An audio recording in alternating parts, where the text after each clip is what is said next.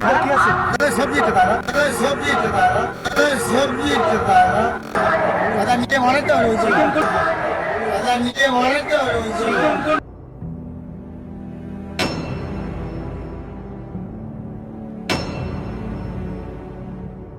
লক্ষ মানুষ যেখানটায় জমায়েত হয়েছে বা তার বেশি মানুষ হয়েছে, সাহস পায় কি করে সেখানটায় গিয়ে এই চিকেন বিক্রি করার জন্য বা চিকেন প্যাটিস বিক্রি করবার জন্যে? 3-4 দিন আগে যে বাবরি মসজিদ ভিত স্থাপন করলো হুমায়ুন কবির, সে এরিয়ায় গিয়ে যদি কোনো হিন্দু ব্যক্তি শুয়োরের মাংস যদি বিক্রি করত, তাহলে আপনি ভাবুন সেখানটায় সে ব্যক্তির অবস্থা কি হতো।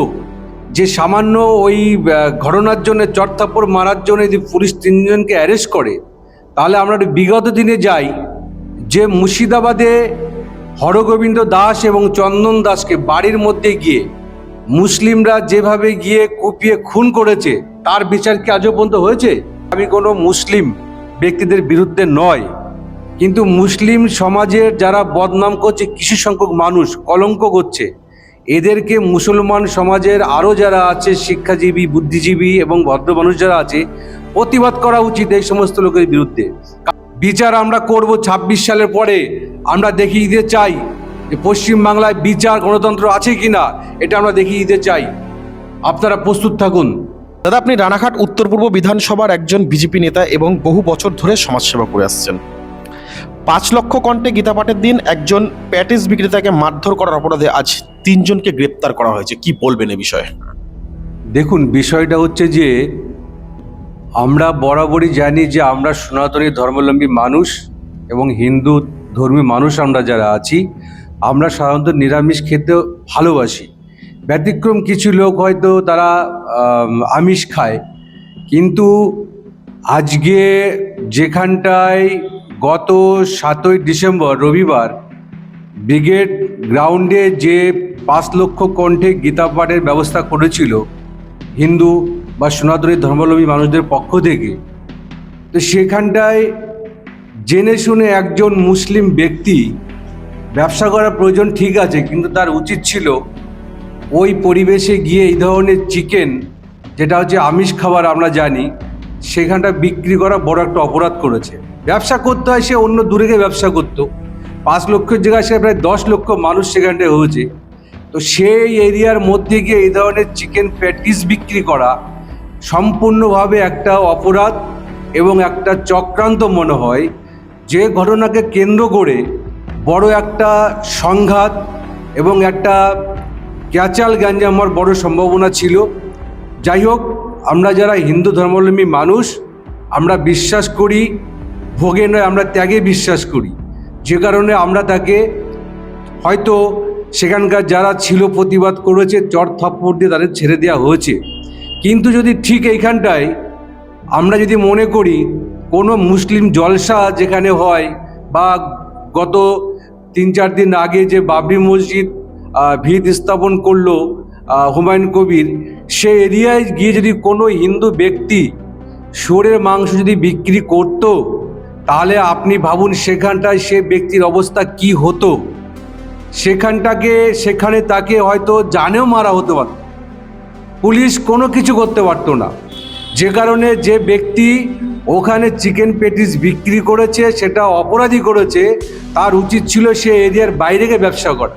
এটা একটা বড় চক্রান্ত ছিল এবং একটা সাম্প্রতিক দাঙ্গা লাগার সম্ভাবনা ছিল। এটা চড় থাপ্পড় মারার জন্য আর চিকেন প্যাটিসগুলো ফেলে দেওয়ার জন্য তাদের গ্রেপ্তার করতে হলো। দেখুন, আমরা যেটুকু দেখতে পেরেছি ভিডিওর মধ্যে, সত্য কথা বলতে একটাই, যে ওটা চিকেন প্যাটিস ছিল, এতে কোনো ভুল নেই, যত অস্বীকার করুক। আর মমতা ব্যানার্জি যে পুলিশ সম্পূর্ণভাবে অবৈধভাবে এই যে আমাদের 3 জন ব্যক্তিকে অ্যারেস্ট করেছে বেআইনিভাবে। আমার জানা নেই যে চিকেন কবে থেকে একটা নিরামিষ খাবার হলো। আমরা সবাই জানি চিকেন একটা আমিষ খাবার, আমরা এটা মেনে চলি, এবং আমাদের এখানে যারা ছিল তারা হয়তো গায়ে হাত দিয়েছে। এতে এমন কোনো মহাভারত অশুদ্ধ হয়ে যায়নি যে তাকে যারা মেরেছে বা গায়ে দিয়েছে তাদেরকে অ্যারেস্ট করা উচিত হয়নি পুলিশের। তাদের জিজ্ঞাসাবাদ করার পরে উচিত ছিল তাদের কোনো কিছু শাস্তিমূলক ব্যবস্থা করার, কিন্তু যে লোকটা অপরাধ করলো তাকে কিন্তু পুলিশ কোনো অ্যারেস্ট বা কিছু করেনি। একটা ধর্মীয় অনুষ্ঠানে সেখানে চিকেন প্যাটিস বিক্রি। সেখানে যাবে কেন? সেখানটায় 5 লক্ষ মানুষ যেখানটায় জমায়েত হয়েছে বা তার বেশি মানুষ হয়েছে, সাহস পায় কী করে সেখানটায় গিয়ে এই চিকেন বিক্রি করার জন্যে বা চিকেন প্যাটিস বিক্রি করবার জন্যে? এটা সম্পূর্ণ অবৈধ এবং চক্রান্ত। রাজ্য পুলিশের উচিত, মমতা ব্যানার্জির পুলিশের উচিত অবিলম্বে এই যে 3 জন অ্যারেস্ট হয়েছে এই সনাতন ধর্মের মানুষদেরকে অবিলম্বে তাদেরকে বিনা অপরাধে জামিন দেওয়া, এটা আমরা দাবি করছি।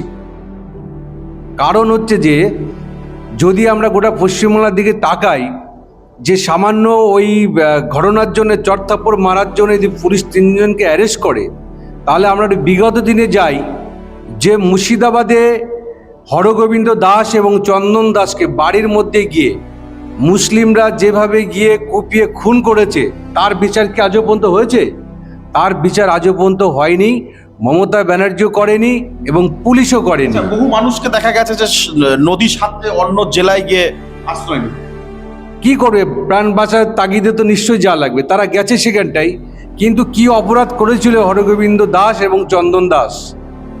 তারা ঠাকুর বানানোর কাজ করে। ঠাকুর বানানোর কাজ করতো, সেটা অপরাধ ছিল। আমি দেখুন এখানে এই ভিডিও আমি বলছি, আমি কোনো মুসলিম ব্যক্তিদের বিরুদ্ধে নয়, কিন্তু মুসলিম সমাজের যারা বদনাম করছে, কিছু সংখ্যক মানুষ কলঙ্ক করছে, এদেরকে মুসলমান সমাজের আরও যারা আছে শিক্ষাজীবী, বুদ্ধিজীবী এবং ভদ্র মানুষ যারা আছে, প্রতিবাদ করা উচিত এই সমস্ত লোকের বিরুদ্ধে। কারণ এদের জন্য আপনাদের কিন্তু বদনাম হচ্ছে। আজ মমতা ব্যানার্জি কোনো বিচার করেছে কে বলুন? একটা কোনো বিচার করেনি। শুধু হরগোবিন্দ দাস এবং চন্দন দাস শুধু নয়, আজকে এই যে 2014 সালের পরের থেকে এখনো পর্যন্ত 2025 সাল, এখনো পর্যন্ত প্রায় 200-র অধিক বিজেপি কর্মকর্তাকে খুন করেছে, তার কোনো বিচার করেছে? তার একটা কোনো বিচার করেনি। বিচার আমরা করব 26 সালের পরে। আমরা দেখিয়ে দিতে চাই যে পশ্চিমবাংলায় বিচার গণতন্ত্র আছে কিনা, এটা আমরা দেখিয়ে দিতে চাই। আপনারা প্রস্তুত থাকুন। আপনার নাম? আমার নাম সঞ্জীবন বিশ্বাস, রানাঘাট উত্তর বিধানসভা কেন্দ্রের একজন বিজেপি নেতা এবং ভারতীয় জনতা পার্টির একজন জেলা কমিটির সদস্য।